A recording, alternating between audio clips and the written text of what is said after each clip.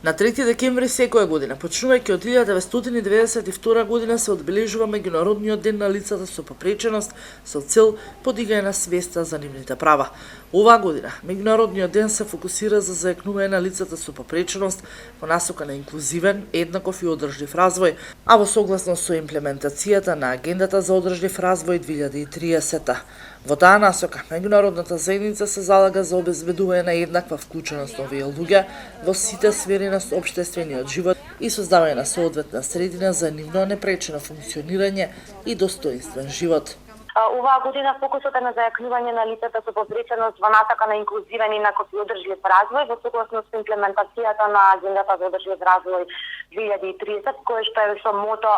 Leave no one behind, или да не заборавиме никого, да не оставиме никого зад нас. Во однос на состојбата во Република Македонија, она што е за поздравување е продолжување на интензивниот процес на деинституционализација, кој што особено се интензивираше во текот на 2018 година. 2019 повторно бележиме постепено напуштање на институциите, на институционалното живење, создавање на штетеници во разни други алтернативни форми на згрижување, како на пример малите групни домови, како и развивање на локални сервиси повеќе за поддршка на оние лица кои се останати во локалната заедница и лица со попреченост, но и на нивните семејства. Она што беше актуелно последниот период е новиот закон за